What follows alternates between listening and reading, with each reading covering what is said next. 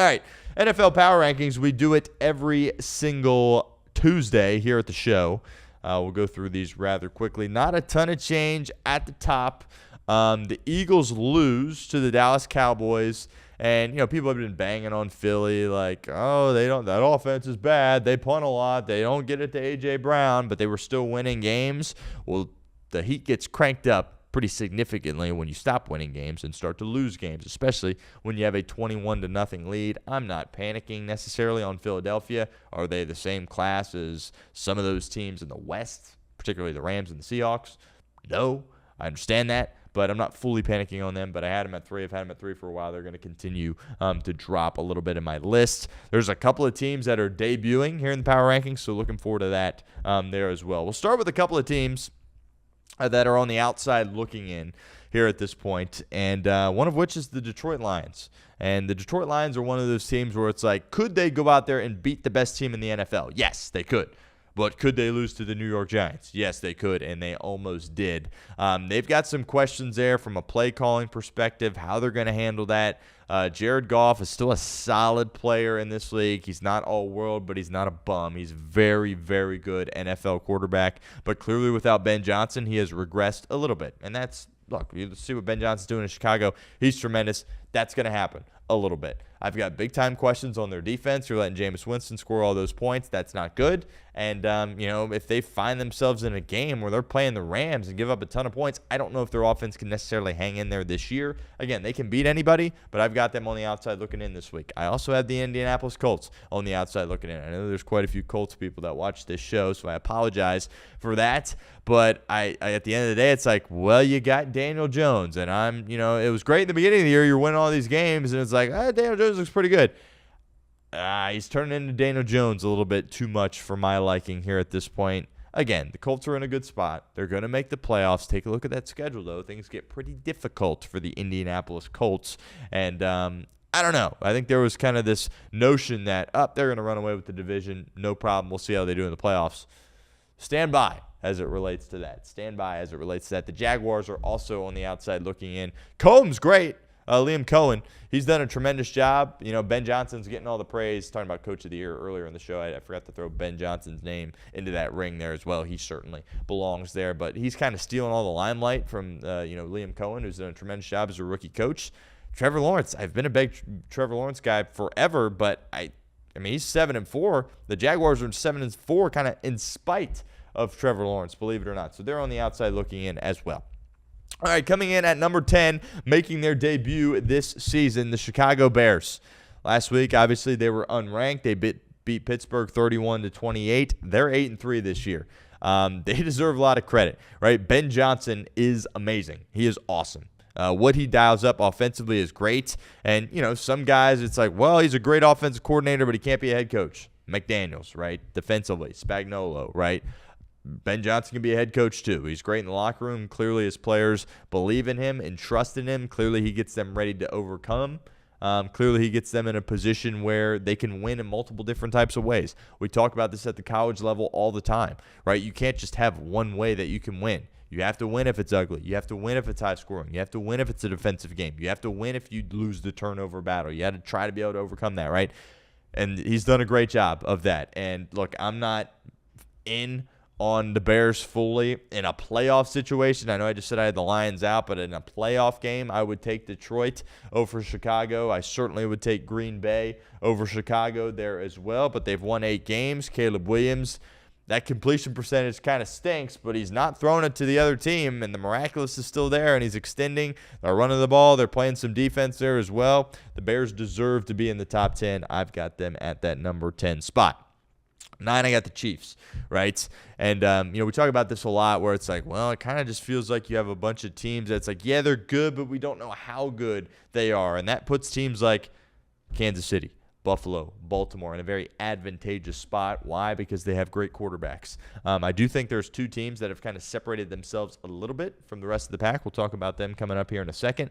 But the Chiefs, I know they're 6-5, and I know that if they lose that game in overtime to the Colts, we're sitting here like, they might not make the playoffs here. And that still very much is a possibility that they miss out on that. But crunch time, late fourth quarter, 4th down, 3rd down, overtime, who do you trust more than Mahomes and Reed? I can't really think of any names here at this point. So I've got the Chiefs at 9. Again, they didn't blow you away against the Colts. That's a good Colts team. They've won a lot of games. Chiefs came out on top there in that game, and they're 6-5. It's not great, but good enough to be in the top 10 in here at this point because they're dangerous with what they got there at the quarterback position, the head coach position. I know people are tired of me saying it. It's just the reality of the situation. Here's the surprise team. We talked about this when we first came on the air here. Number 8, I've got the Houston Texans. I absolutely have the Houston Texans here at number 8. They haven't been ranked all year. Unranked, obviously, last week. They beat Buffalo 23-19, and their record, too, is 6-5. I think some people think they're like 5-6. That's not the case. They have a record over 500, and it's really hard for me to believe why more people aren't talking about them. Look, I picked them to win the division before the year. I didn't expect their defense to be this good, and I'm not going to say they're definitely going to win the division here at this point. They're not out of it, though. They are absolutely not out of it, and they might go on a bit of a run here. They got some tough games there as well, but when you have a defense that is as good as them, you can beat anybody, and you absolutely belong in the top 10. That defense is the best defense in the National Football League, probably. You want to sit there and say Denver, maybe fine. Seattle certainly in that conversation there as well. But this Houston defense is for real. They're good at all 3 levels, right? Will Anderson might be my favorite defensive player in the National Football League. He's awesome. Daniil Hunter, they paid him on a short contract. He's awesome, right? The guy's absolutely ripped, and he'll run through you and then sack you. He's great. Their linebackers are incredible. Stingley, one of the best young corners in the league. They're great top to bottom. D'Amico does a great job with that unit, and they got a DC in there that's calling the shots, doing a great job there as well. And C.J. Stroud is about to come back. I thought C.J. Stroud was going to take a step in the right direction this year. He has not, but at the same time, he's won a playoff game both of his years, so he deserves credit for that. And, their offensive line, they struggle. We understand that. But I'm kind of banking on CJ being able to come back and start to play some better football because he's been bad this year, but he's been out for a few games, had a chance to get his mind right. Davis Mills has gone out there, has kept their season alive, has done a tremendous job. Now it's back to C.J. Stroud. I'm not predicting he's going to turn back into rookie C.J. Stroud, but he's going to hang in there. And that's all you got to do is hang in there if you have an elite defense. So Houston needs way more love than what they're getting right now. And I kind of, after watching the Thursday game, I was like, oh, people are going to wake up here and start talking about Houston. And hasn't really happened. Don't really know why. I've got the Texans at 8. 7, Philly. Last week I had them at 3. They lost to the Cowboys 24-21. Their record is 8-3. They got issues offensively. For me, it was more of a Dallas takeaway in that game than a Philadelphia takeaway, right? They're not a team that's only going to lose 2 or 3 games this year. Like, they're going to lose a few games. That's going to happen. They're not nearly as good as last year, but they're a playoff team, and they're still going to win that division. They're still going to be a threat in the postseason, but them losing some games, it's going to happen. Obviously, it's bad when you're up 21-0 and then fail to score a point the rest of the game and then give up 24. Defensively, I'm not worried. That offense for Dallas is legit, right? Dak, CD, Pickens looks incredible. Shoddy down and up. They got some tight end usage there with Ferguson running the ball a little bit there as well. So I'm not pushing the panic button for Philadelphia. We know they're not elites, but we also know they're still scary, especially if you see them in the playoffs. They check in at 7. 6, I got the Niners. I'm high on San Francisco, man. I think when you have a head coach and you have a coordinator like Saleh and you're doing a great job in getting as much out of a unit as you can when you don't necessarily have the strength that you have at those particular spots. Certainly going into the year, you deserve a lot of credit. And in a postseason spot, I trust those guys. I really do. And I've got them at 6. Last week I had them at 8. They obviously won last night, 20-9. They're 8-4. They were winning with Brock Purdy. They were winning with Mac Jones. They deserve a lot of credit. I don't think you want to see them in the playoffs. I really don't. I really don't. And they're kind of getting buried a little bit. We talk about some other teams getting buried, but when you talk about the West, it's like, oh, the Rams, they're so good. Yes, they are. They're elite. The Seahawks, oh my goodness, they're great. Nobody really talking about the Niners. They continue to win games. They're really well coached. They don't make a ton of mistakes. They don't shoot themselves in their foot unless Brock Purdy throws 3 picks in the first half. But beyond that, you have a little bit of concern with him, putting the ball in harm's way. I don't think he's going to do that too much. I think you're going to see the interception numbers come down ever so slightly. Again, you understand that he's coming back from a serious injury here, but I got the Niners checking in at 6. 5, a team that I have going to the Super Bowl. I predicted they would go to the Super Bowl before the season started. The Green Bay Packers. You watch the Packers and you always want more. It's like, okay, you won. Okay, it was solid, but you can be so much better.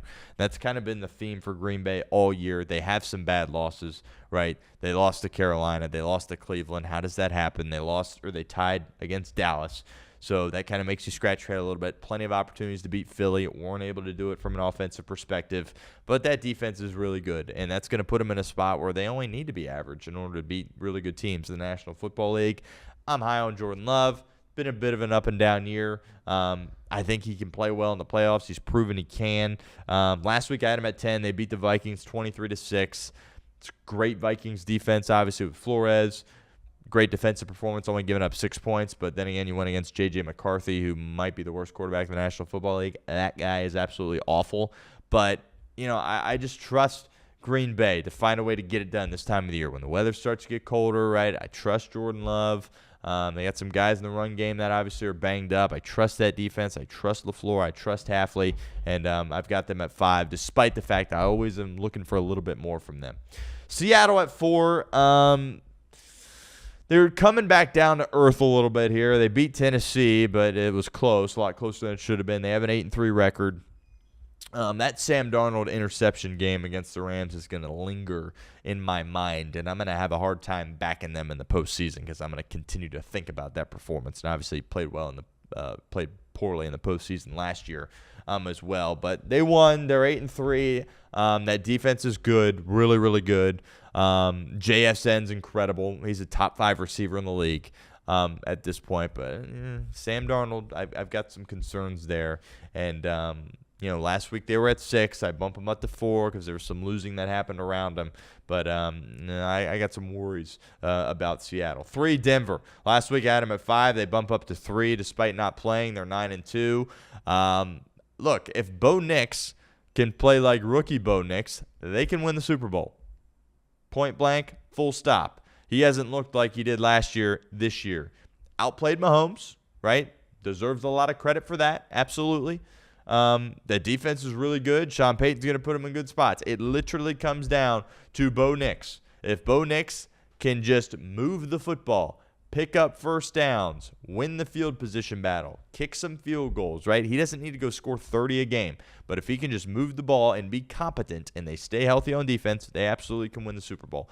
Obviously, Bo Nix has left a lot to be desired recently. Outplayed Mahomes, had some positive momentum going into the bye. We'll see how they respond out of that. It's great home field advantage in Denver there as well. And you should be hesitant on Denver considering how bad or inconsistent their quarterback play has been. But when you have an elite defense and an elite head coach, you just need fine quarterback play, game management stuff, protect the football stuff. And we'll see ultimately if Bo Nix can do that. Got him at 3. 2, Rams. Last week I had him at 2. Beat the crud out of the Tampa Bay Buccaneers. They're 9-2 on the year. They're tremendous, right? If I had to pick, I know I don't have them at 1 right now, but if you said pick a team right now to win the Super Bowl, it would have to be the Los Angeles Rams, right? Their defense is great, all 3 levels. Stafford is the MVP of the league right now. Devontae looks like Green Bay Devontae, which I traded him in fantasy, and it makes me sick. Puka is a top 5 receiver, right? They can run the ball. McVay is outstanding. I mean, early in these games, when you have these elite head coaches, it's like, they're going to go down and score. When they're on script, right, they're going to go down and score. That's how it feels right now with the Rams. They kind of meddle a little bit in the middle of the games, and then Stafford, boom, he clicks it on when he has to in the fourth quarter. They're really good, and what Stafford has done is incredible. And when you're at this stage of your career, there's really, from a legacy perspective, lots you can do to improve it. Right, I think Stafford's a Hall of Famer if he stopped his career right now. But if you can win an MVP at this stage of your career and win potentially a second Super Bowl, that's rarefied air there. And Matthew Stafford is heading towards that. He's so fun to watch. Talked about it on the show. I had a bit of disdain towards Stafford after the Super Bowl, but I was just salty, right? That's just how it is. But he's awesome to watch. He's incredible. Stand-up guy, right? Great at the podium. Great interview. Seems like, a family man. Say what you want about his wife, but he's awesome to watch. And, this day and age of I remember growing up with Peyton Manning and Tom Brady and Drew Brees and Big Ben and Eli, right? And then all those guys like Phillip Rivers, and then all those guys leave, and it's like, oh no, we got young guys all over the place. Well, you still got Aaron Rodgers for at least the rest of this year, and you still got Matthew Stafford. for hopefully a few more years because he is unbelievable to watch. I don't know if he's going to be able to play as long as a Rodgers, definitely not as long as a Brady. Because, Rodgers and Brady, they didn't get hit much, right? When Matthew Stafford was in Detroit, he was getting absolutely pummeled. So I don't know how much longer he's going to be able to play, but when you're playing at this level and you look at the team and the roster that you have in place, like, how could you not want to continue to play a little bit more if you're Matthew Stafford? But blown away by the Rams. McVay, tremendous. Got him at 2. I've had Patriots at 1 for a while now, but Rams are for real, and that's a scary team. And at 1, I got New England. I've had them at 1 for a while. They beat Cincinnati 26-20, 10-2 record, weak schedule. I get that. Vrabel's done a tremendous job. Drake May, one of his worst games of the year, made some bad decisions there, but good enough to win, right? Good teams find ways to win. When the Bengals 21-22, did they blow everybody out? No. But they found ways to win. The Bengals find ways to lose now. Good teams find ways to win. And you just trust New England in close games. You just do. It's like, fourth quarter, it's close. They'll do something. They'll create a turnover. They'll protect the football. They'll kick a field goal. They'll put a drive together. They'll run the ball, right? They'll outcoach you. It's just the confidence that you have in that group right now, and that's why I got them at 1. We'll talk about how confident we feel about them in the playoffs, but here at this point, sitting here on November 25th, got them at that number 1 spot.